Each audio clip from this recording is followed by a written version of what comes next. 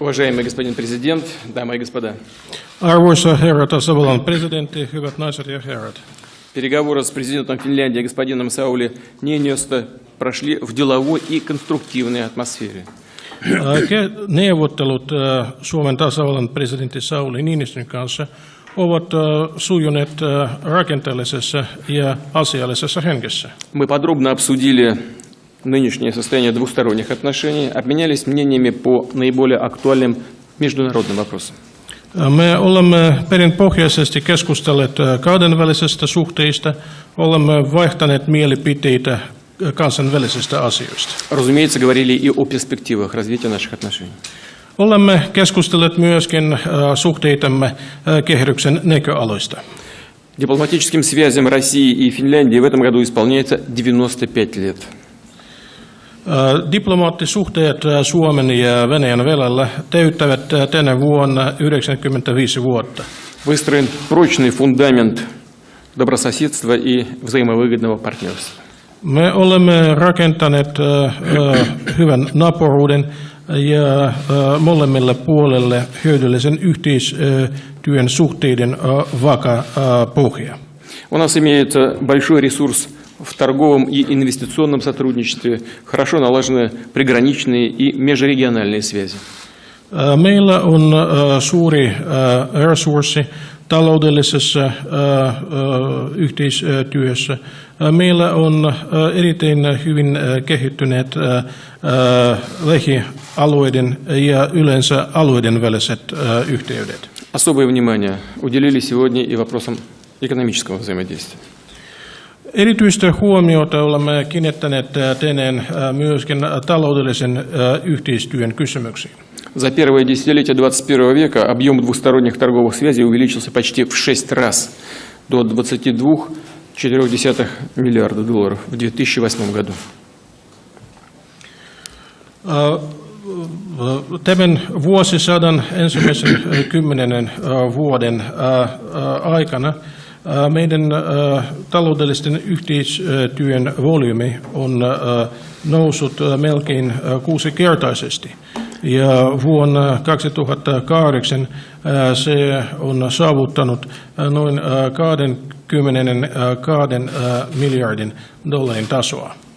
Однако в 2014 году товарооборот сократился, и эта тенденция снижения продолжается и в первом квартале текущего года. Mutta vuonna 2014 kauppavaihtomme on supistunut ja valitettavasti tämä trendi jatkuu myöskin tänä vuonna, tämän vuoden ensimmäisten 3 kuukauden aikana. Подробно обсудили с президентом Ниинистö пути выхода из сложившейся ситуации. Me olemme keskustelleet siitä, miten me pystyisimme päästä tästä tilanteesta. На наш взгляд, нужно задействовать все инструменты, которые мы создали за последние годы для работы по этому направлению. On käytettävä hyväksemme kaikki instrumentit, jotka me olemme rakentaneet tällä alalla viime vuosina. Тем более, что интерес у предпринимателей с обеих сторон, особенно к запуску новых проектов, безусловно, есть. Sen lisäksi, että kiinnostus elinkeinoelämän puolelta, molemmin puolinen kiinnostus on olemassa. Прирост прямых финских инвестиций в Россию за первые 3 квартала 2014 года составил 452 миллиона долларов. Viime vuoden 9 kuukauden aikana Suomen suorien investointien lukumäärä Venäjällä on noussut 452 miljoonalla долларilla. И по разным подсчетам, вот по финской статистике, эти прямые инвестиции достигают уже 12 миллиардов.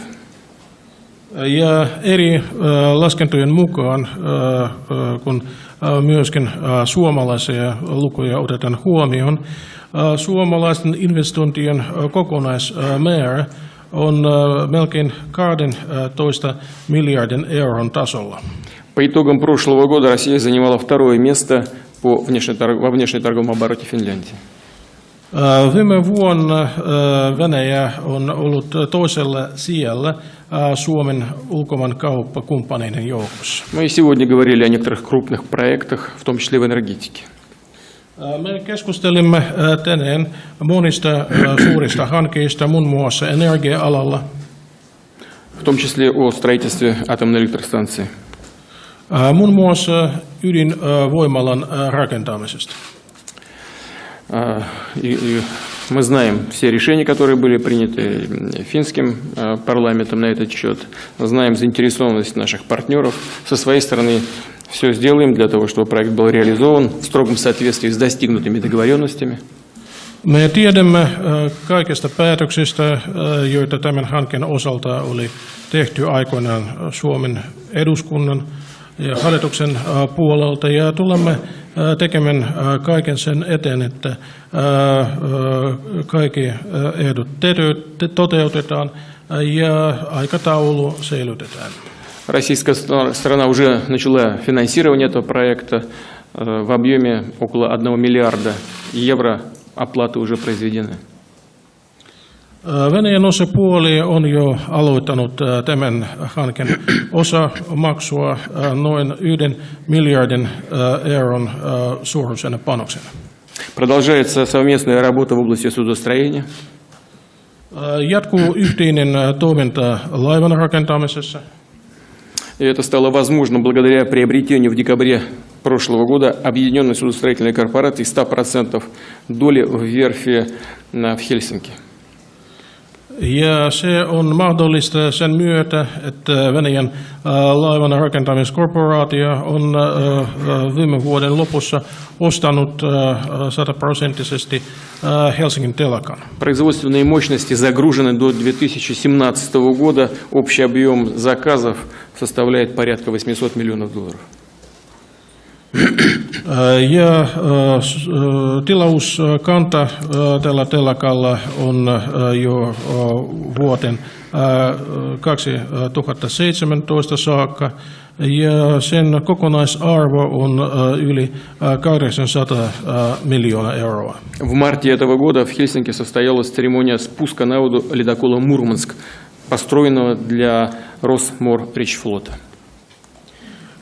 Ja tämän vuoden maaliskuussa oli laskettu veselle uusi jäänmurtaja nimeltä Murmansk Helsingin telakalla, joka on tarkoitettu Venäjän satamalaitokselle. Продолжается активная работа на уровне регионов. Alueiden välinen työ jatkuu aktiivisesti. Создана хорошая инфраструктура в пограничной сфере. Rajan osalta meillä on luotu hyvä infrastruktuuri. Большое значение придаем и поддержанию туристических контактов. Me annamme suuren arvon myöskin matkailun ylläpitämiselle. Россияне составляют 32% от числа иностранных туристов в Финляндии, и объем рынка по их обслуживанию оценивается в 4,4 миллиарда евро. Venäläiset tekevät noin 32% kaikista ulkomaan matkailijoista, jotka käyvät Suomessa, ja heidän palveluiden markkinat Suomessa ovat arvioltaan 4,4 miljardia euroa. Продолжается развитие гуманитарных связей. Humanitaarisen alan yhteydet myöskin jatkuvat. Имея в виду и 16-й российско-финляндский культурный форум в Петрозаводске, в октябре Россия в качестве тематической страны будет участвовать в международной Хельсинской книжной выставке и так далее. Minä tarkoitan sekä 16 Suomen ja Venäjän välistä kulttuurifoorumia, joka pidetään Petroskoissa. Tämän vuoden lokakuussa Venäjä on teemamaana Helsingin kirjamessuilla. При обмене мнениями по международной повестке дня особое внимание, конечно, уделили Украине. Kun olemme vaihtaneet mielipiteitä kansainvälisestä agendasta, tietysti huomio oli Ukrainassa. Считаем необходимым строгое соблюдение всех договоренностей, достигнутых 12 февраля в Минске. Olemme pitäneet erittäin tärkeänä, että kaikki sopimukset, jotka on saatu aikaan Minskissä 12. päivänä helmikuussa, toteutetaan. Важную роль здесь играет специальная мониторинговая миссия ОБСЕ, в составе которой в том числе работают граждане России и Финляндии. Suurta merkitystä on myöskin Etyjin valvontamissiolle, jonka kokoonpanossa työskentelevät sekä Venäjän että Suomen kansalaiset. И в заключение хочу поблагодарить господина президента, всех наших финских коллег за открытый и весьма содержательный разговор. Ja lopuksi minä haluaisin kiittää herra tasavallan presidenttiä, kaikki Suomen puolen kumppaneitamme erittäin avoimesta ja antoisasta keskustelusta. Arvoisa presidentti Vladimir Putin, hyvät naiset ja herrat. Так, уважаемый господин президент, уважаемые дамы и господа, Me todella kävimme pitkiä keskusteluja myös sellaisista yhteisestä ongelmasta, ei pelkästään Suomen ja Venäjän, vaan likipitäen globaalin rauhantila ei vallitse Euroopassa. да, мы действительно имели достаточно такой длительный разговор, обсуждали проблемы не только в наших и вопросы не только наших двусторонних отношений, но и глобальные проблемы, глобальные вопросы, вопрос о том, что в Европе сейчас не царит мир. Ja siksi todella olimme yksimielisiä siitä, että Ukrainan kriisin ratkaisemiseksi Minskin sopimuksessa eteneminen, huolellinen täytäntöönpano on nyt tärkeää. И мы действительно едины в нашей оценке того, что для того, чтобы продвигаться в разрешении украинского кризиса, необходимо соблюдение и исполнение минских договоренностей, самое тщательное исполнение. Olin myös tyytyväinen kuullessani, että kontaktiryhmän työ on tänään jatkunut työryhmissä. Я также был рад услышать о том, что работа контактной группы и также рабочих групп в составе контактной группы продолжается. Me olemme molemmat maat Etyjin toiminnassa mukana. Haluan kertoa, että Suomi on ollut aktiivinen, ehkä panostanut eniten, ja me jatkamme edelleenkin vahvaa osallistumistamme Etyjin työhön Ukrainassa. Так, обе страны, как Финляндия, так и Россия, принимают активное участие в работе ОБСЕ, в деятельности ОБСЕ. Финляндия проявляет максимальную активность вот в этом плане, и впредь мы будем продолжать вот такую работу и такое участие. Nyt kaikkien tulee ponnistella vahvasti siihen, että Ukrainassa saavutetaan rauhantila ja että Venäjän ja lännen välinen jännite saataisiin lieventymään. И сейчас все должны прикладывать максимальные усилия для того, чтобы на Украине установился мир, и чтобы те напряженности, моменты напряжения, которые присутствуют в отношениях между Россией и Западом, чтобы они были сняты.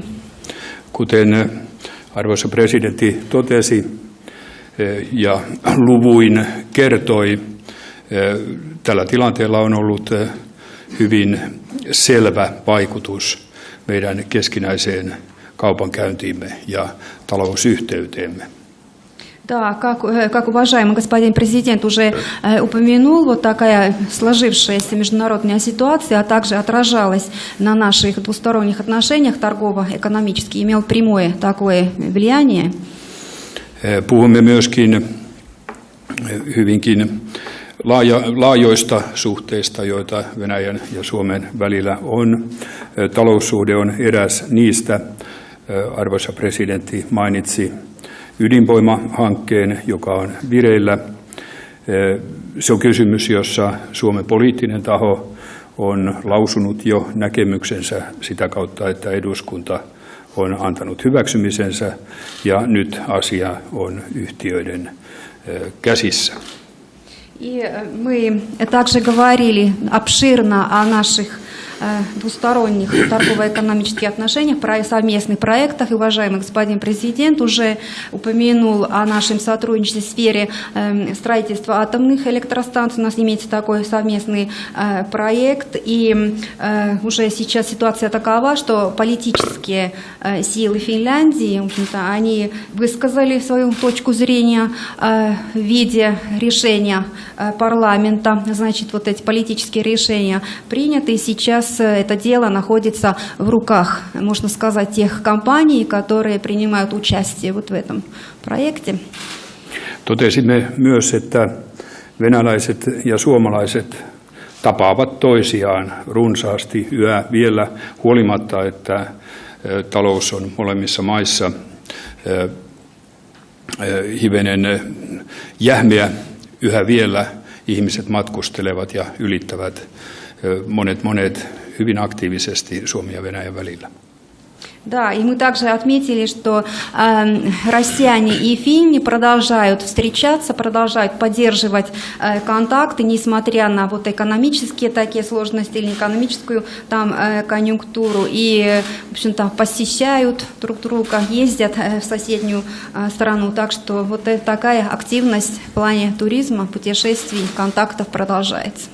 Ja on hyvä, ettei matkailua tapahdu vain matkailun vuoksi, vaan että siinä vaihdetaan toistensa tuntemusta, kulttuuria, urheiluakin. Se on hyvin laaja-alaista. Да, и хорошо, что такие путешествия, они осуществляются не только ради вот самого туризма, но имеются, ну, в общем-то, они имеют и другие последствия. Значит, люди знакомятся, в общем-то, знакомятся с соседней страной, с культурой, узнают друг друга, в общем-то, могут иметь какие-то спортивные тоже интересы. Значит, такой широкий спектр контактов и интересов наблюдается и в плане туризма тоже. Lopuksi haluaisin vielä näin pienen Suomen näkökulmasta tehdä sellaisen havainnon, että maailmanmenossa on kuitenkin myös rohkaisevia merkkejä. Suuret vallat, suuret maat ovat kyenneet Syyriassa, Iranissa, ISILinkin osalta käymään hyvin rakentavaa vuoropuhelua. Ja se on kaikille meille, erityisesti pienemmille, rohkaiseva merkki. Ja kannustan presidentti Putinia siinä toiminnassa. И хочу в заключение сказать, вот с точки зрения такой маленькой страны, как Финляндия, что не все так плохо. Вот в этом мире все-таки мы можем наблюдать и такие обнадеживающие сигналы тоже. То, что большие державы, большие страны, крупные государства, они продолжают свое взаимодействие, свое сотрудничество по вопросам, связанным, например, вот с ситуацией в Сирии, там вот в Ираке, то, что касается исламского государства, вот как с ним быть. И вот такой диалог между большими державами продолжается, и это с точки зрения маленьких стран очень хорошо и важно, и вот поэтому я хочу в дальнейшем поощрять вот своего коллегу, в общем-то, также активно действовать, принимать участие вот в таких усилиях международных. Kiitän teitä hyvin avoimesta ja miellyttävästä tapaamisesta. Так, я благодарю вас за такую откровенную и очень интересную, конструктивную встречу. Уважаемые дамы и господа, сейчас российские и финляндские журналисты смогут по 2 вопроса задать президентам. Пожалуйста, первый вопрос нашим гостям. Arvoisat naiset ja herrat, nyt toimittajilla on mahdollisuus asettaa kysymyksiä, 2 kysymystä Venäjän lehdistön ja 2 kysymystä Suomen lehdistön puolelta. Nyt ensimmäinen kysymys meidän vieraille. Ilta-Sanomat, Tarja Paananen. Arvoisa presidentti Putin, Venäjällä ja teillä henkilökohtaisesti on valta vaikuttaa siihen, että Minskin rauhansopimus pannaan täytäntöön ja että se myös astuu voimaan ja sota Itä-Ukrainassa loppuu. Minkä takia te ette ole tätä valtaanne täysivoimaisesti käyttänyt? Да, вот вопрос к президенту Путину. Значит, у России и у вас лично есть возможность повлиять на то, что минские договоренности, минские соглашения будут выполняться и будут введены в действие в полной мере, и что война на востоке Украины закончится. Почему вы не воспользовались своими возможностями влияния на эти вопросы в полном объеме? Если бы что-то нас не устраивало в Минских соглашениях, мы никогда не поставили под ними свою подпись. Jos Minskin sopimukset eivät sopisi meille jostakin osin, me emme koskaan tulisimme allekirjoittamaan ne. Мы считаем эти соглашения справедливыми и сбалансированными. Olemme sitä mieltä, että nämä sopimukset ovat oikeudenmukaiset ja tasapainotetut. И оказываем возможное влияние на одну из сторон этого конфликта, на Донецкую и на Луганскую непризнанные республики. Ja me suoritamme mahdollista painosta erään osapuolen, eli Donetskin ja Luganskin tasavaltoihin, jotka ei ole kansainvälisesti tunnistettu. И вы не можете не заметить, что в их позициях многое изменилось. Ja te ette voitte olla huomaamatta, että heidän näkökannoissa hyvin paljon on muuttunut. Они готовы и хотят вести переговоры по всем пунктам Минских соглашений. He ovat valmiit ja halukkaat käydä neuvottelut kaikista Minskin sopimuksen kohdasta. Ключевыми элементами являются договоренности по политическому регулированию. Avainasemassa ovat poliittista sovintoa koskevat pykälät. Их несколько. Niitä on muutama. Первое изменение в Конституции Украины с предоставлением автономных прав этим территориям, либо, как предпочитают говорить официальные представители в Киеве, с решением вопроса о так называемой децентрализации власти. Eli ensinnäkin Ukrainan perustuslain muutokset, se, että alueelle myönnetään itsehallinto, tai niin kuin ukrainalaiset tykkäävät sanomaan, että valta siirretään keskuksesta alueelle. Второй вопрос – это принятие закона Украины о амнистии в отношении ряда лиц из Донецкой и Луганской республики. Toinen asia koskee siitä, että Ukrainassa tulisi hyväksyä laki armahduksesta, joka koskee Luganskin ja Donetskin tasavaltojen eräitä edustajia. Третий вопрос – это имплементация закона об особом статусе Донбасса, Луганска и Донецка. Kolmas asia, Donbassin ja Luganskin erikoisasemaa koskevan ukrainalaisen lain toteuttaminen. Четвертый вопрос – это принятие закона Украины о местном самоуправлении и проведение этих выборов. Neljäs asia on Ukrainan lain hyväksyminen paikallisesta vaalista ja paikallisesta itsehallinnosta ja paikallisvaalien järjestäminen. Пятое – это снятие экономической блокады с этих территорий. Viides, taloudellisen saarun poistaminen alueelta. Обращаю ваше внимание, что ни один из этих вопросов не входит в исключительную компетенцию Донбасса. Это компетенция, прежде всего, киевских властей. Kiinnitän teidän huomiota siihen, että kaikkien niiden kysymysten ratkaisu ei kuulu pelkästään Donbassin valtamahdollisuuksiin. Se on ensisijaisesti ukrainalaisten valtaelinten asia. Позвольте мне, выражаясь хоккейным языком, вернуть вам вашу шайбу. Saisinko, jos puhutaan jääkiekkokieltä, palauttaa teille teidän kiekon? И спросить, почему наши коллеги в Евросоюзе, в Соединенных Штатах не оказывают должного влияния на киевские власти для решения всех вышеупомянутых мною вопросов. Ja kysyä siitä, miksi meidän kumppanit Euroopan unionissa, Yhdysvalloissa eivät käytä kaikkia mahdollisuuksia ja oma arvovaltansa sen eteen, että pannaan ukrainalaiset valtaelimet toteuttamaan kaikki edellä mainitut asiat. Все эти позиции изложены в Минских соглашениях. Kaikki nämä asiat on selustettu Minskin sopimuksissa. И по каждому пункту записано по согласованию с Донецком и Луганском. Ja jokaisessa kohdassa on mainittu, että sen pitäisi ratkaista sovinnossa Luganskin ja Donetskin kanssa. Нужно садиться за стол переговоров напрямую с представителями этих территорий и договариваться. Другого пути нет. Tulisi istua neuvottelupöydän ääreen kyseessä olevien alueiden edustajien kanssa ja etsiä sovintoa.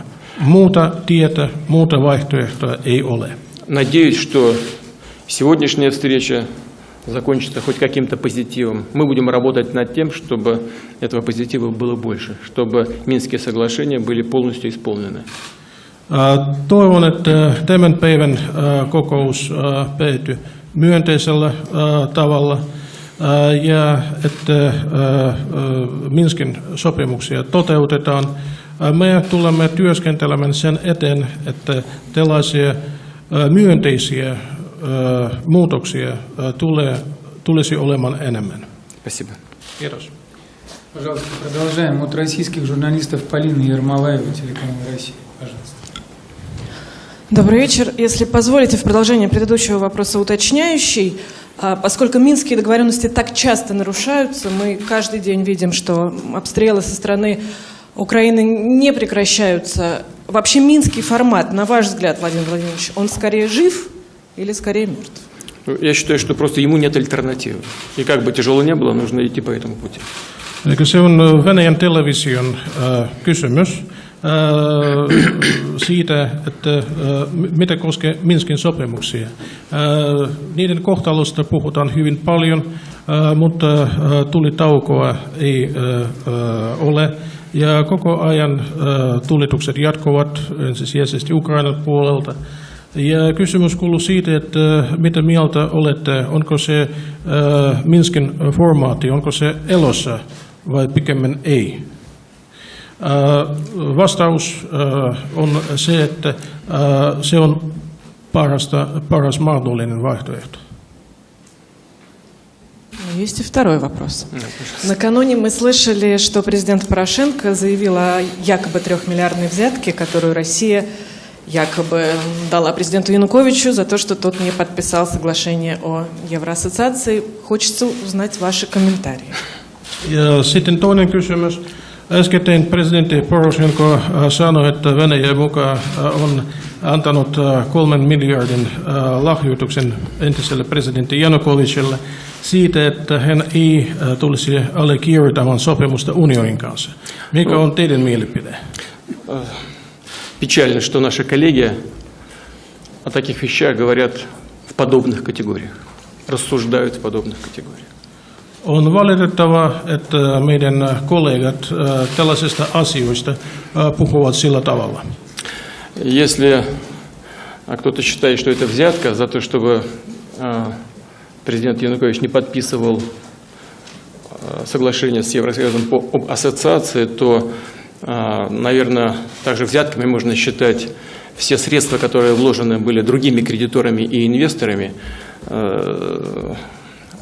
за то, чтобы это соглашение было подписано. А там много денег, скажем, из американских фондов.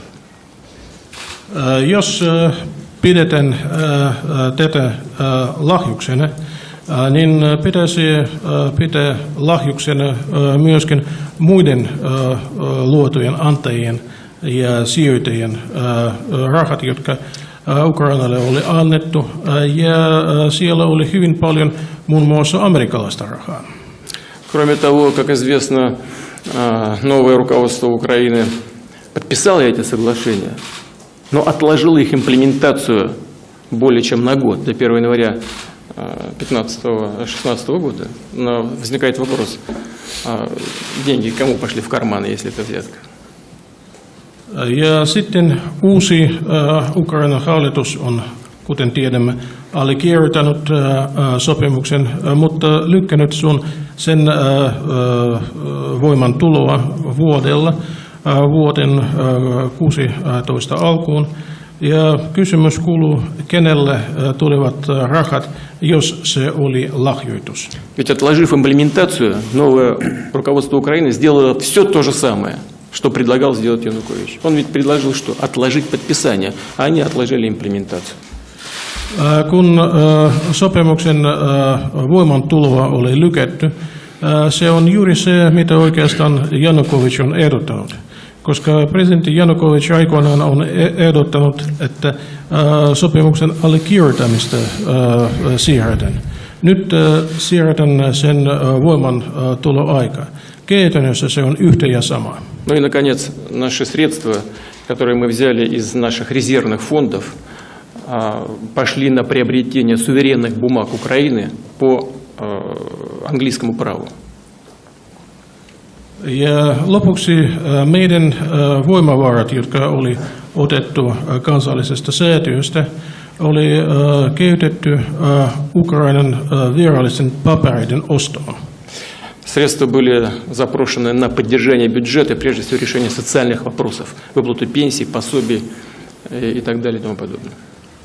Niitä voimavaroja on pyydetty budjettimaksujen suorittamiseksi, ensisijaisesti sosiaalialan maksujen toteuttamiseksi, eläkkeiden ja niin edelleen. Нас не интересует, кто и как распорядился этими деньгами, но нас интересует возврат этих средств. Meitä ei kiinnosta se, kuka ja millä tavalla on käytänyt ne rahat. Meitä kiinnostaa, että me saamme ne takaisin. После того, как совокупный внешний долг Украины превысил 60% ВВП, мы имеем право потребовать эти деньги к досрочному погашению. Мы этого не делаем, исходя из тяжелого экономического положения в стране. Sen jälkeen, kun Ukrainan ulkomaan velka on ylittänyt 60% BKT:tä, meillä on oikeus vaatia luotojen ennakkomaksua, mutta me emme tee siitä pitäen mielessä, miten vaikeassa taloudellisessa tilanteessa Ukraina on. Но надеемся эти деньги получить, как записано в соответствующем соглашении. Mutta toivomme, että nämä voimavarat palaavat kuitenkin meille, että me saamme ne takaisin, niin kuin on kirjoitettu vastaavanlaisessa kauppasopimuksessa. Спасибо. Kiitos. Yleisradio.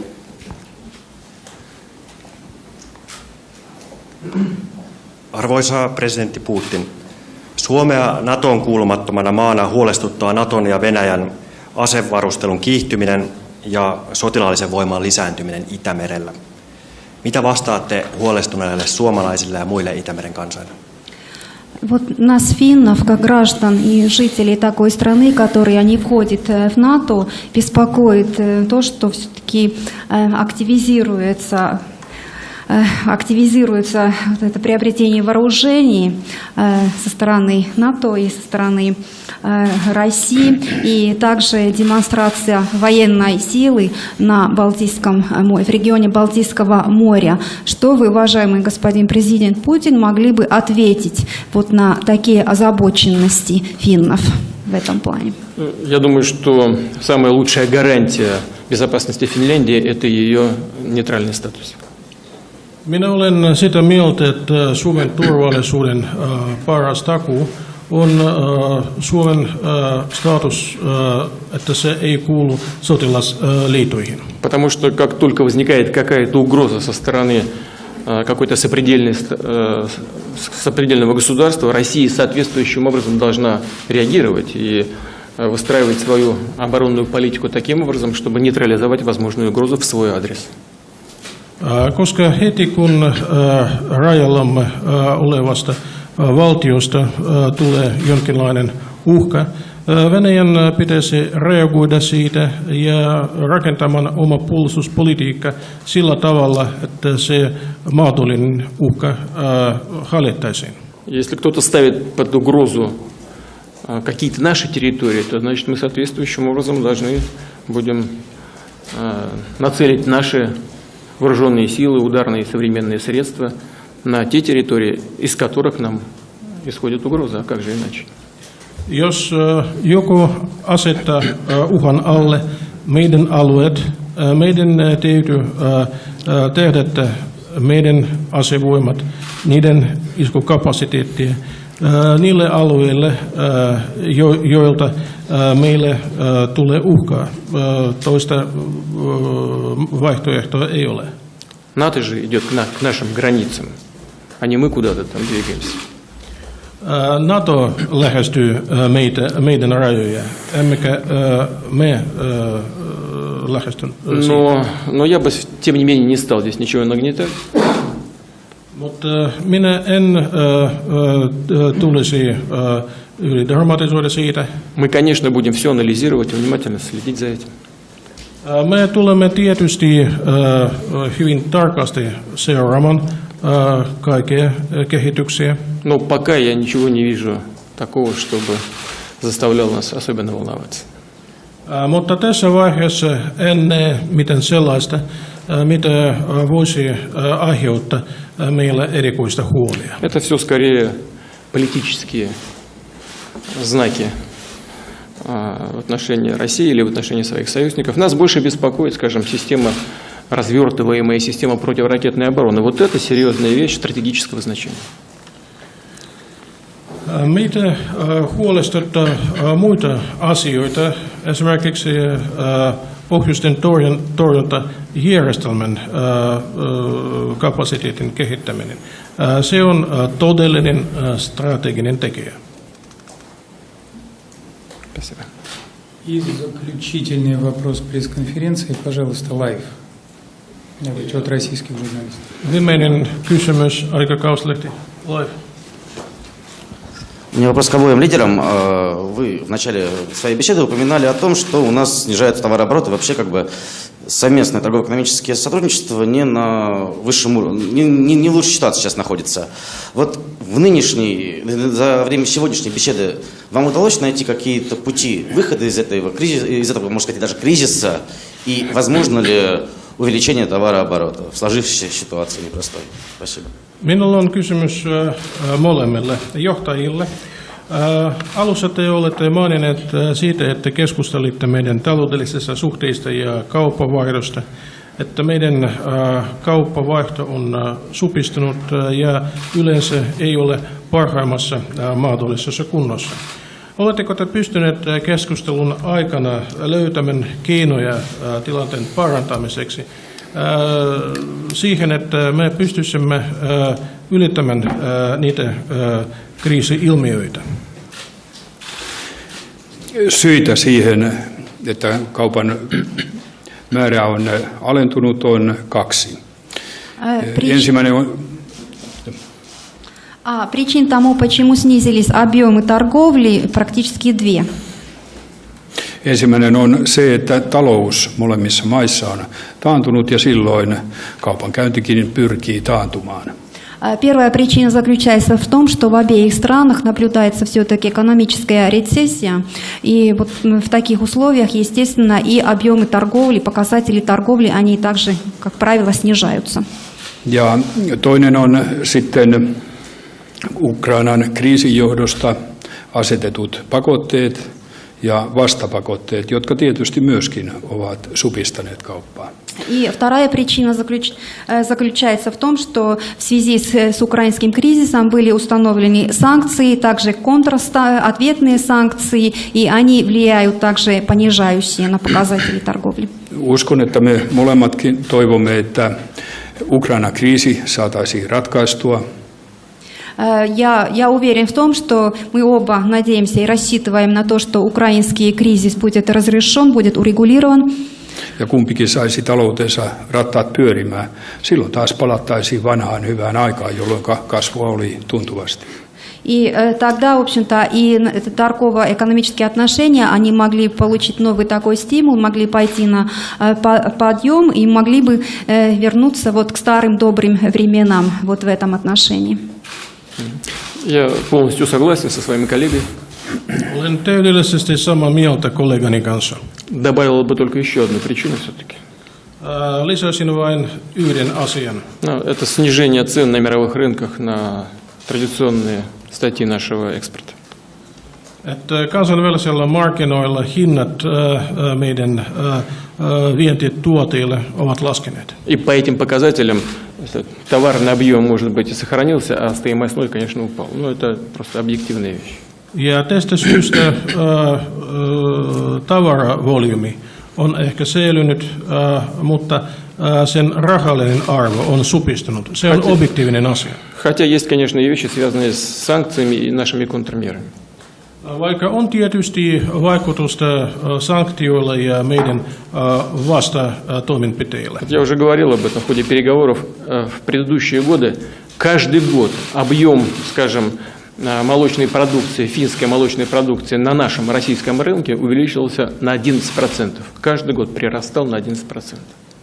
Minä neuvottelujen aikana olen jo maininnut, että aikaisemmin suomalaisten meijerituotteiden vienti Venäjän markkinoille on joka vuosi kasvanut 11%. А теперь сокращается. Nyt ei. Сокращается теперь, поэтому, конечно, это имеет значение тоже определенное. Nyt se supistuu. Tietysti tällaisilla asioilla on merkitystä. Но я опять же хочу сказать, что я согласен. Мы исходим из того, что и проблемы, связанные с санкциями, с контрмерами, с украинским кризисом, это все пройдет. И кризис будет разрешен. Mutta haluaisin korostaa, että olemme todella yhtä mieltä siitä, että kaikki nämä ongelmat, jotka liittyvät Ukrainan kriisin sanktioihin, meidän vastatoimenpiteisiin, будут созданы условия для восстановления наших объемов торговли. Väistyvät ja me tulemme luomaan olosuhteita meidän taloudellisen yhteistyön palauttamiseksi entiselle tasolle. Ну, мы, конечно, говорили о том, что можно сделать дополнительные в сегодняшних условиях. Надеюсь, что сейчас встречи будут у нас в рамках Петербургского экономического форума международного, где мы ожидаем большое количество финских наших друзей и предпринимателей. Поговорим с ними еще дополнительно на эту тему. Ja me olemme maininneet myöskin siitä, mitä voitaisiin tehdä enemmän. Nyt me odotamme, että Pietarin talousfoorumin puitteissa meillä on paljon suomalaisia vieraita ja heidän kanssa käydään keskusteluja. Odotamme siitä. Спасибо. Спасибо.